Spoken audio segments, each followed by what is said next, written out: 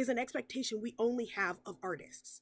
And now that I've realized it, it pisses me off. Hello and happy World Theater Day! It's Mari, the Thespian Therapist. So, you know the drill. Therapist by day, thespian by night.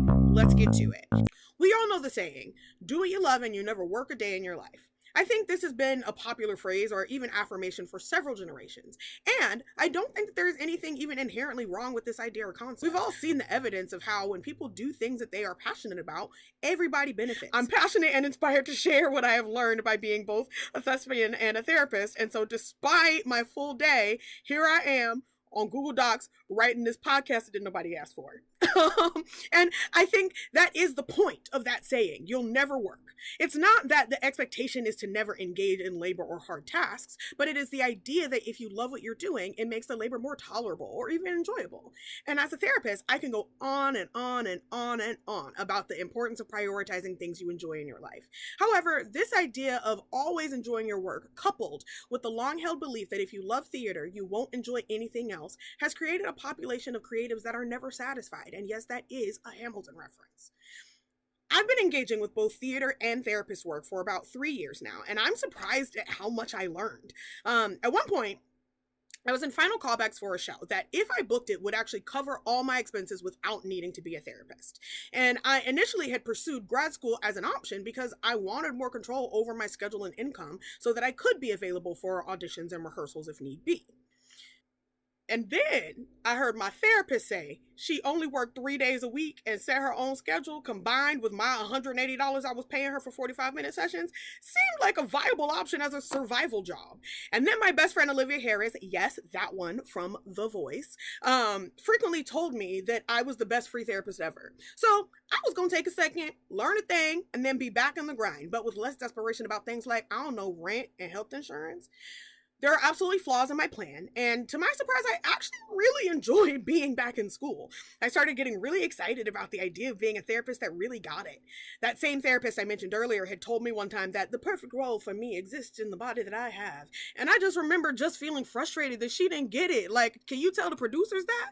So I was glad to be the change that I wanted to see and the person that I wish I'd had.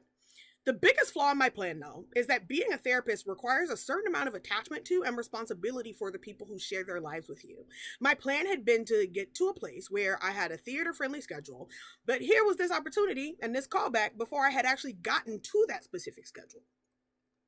I also honestly hadn't expected how grateful I'd be for the privilege to help people fall in love with themselves and free themselves from less than adaptive or productive mindsets and behaviors. I hadn't expected how inspired I would be to learn new ways to help people and how supported I'd feel by the community of other therapists. I hadn't expected to absolutely love being a therapist. It was supposed to be a means to an end and a way to support my artist habit.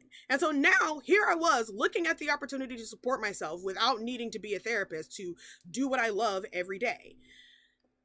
And that's when I realized that I had been carrying this unthought known, this unnamed anxiety, that if I wanted to perform, that it meant that I couldn't truly love being a therapist or be good at my job. But I was the only one who thought that. My therapist friends and my psychodrama mentor were eager to come see me do my thing. My clients admired how I was modeling for them how to honor your commitments to work and also prioritize your own joy. Nobody questioned whether I was a good therapist or if I really cared, just because I also enjoyed doing something else and had my own life. My desire and excitement about doing something else didn't cancel out my training, efforts, and enjoyment of being a therapist. That is an expectation we only have of artists. And now that I've realized it, it pisses me off. Love, passion, joy, those are not finite resources. The same way that people can hold their love for partners, family members, and multiple friends. We are capable of having more than one love. Lin-Manuel Miranda's love of history married with his love of theater gave us the Hamilton phenomenon. Bill Berloni's proficiency with animal training combined with his theater background helped us to be wowed by having Toto, Bruiser, and Sandy as canine actors in productions across the country.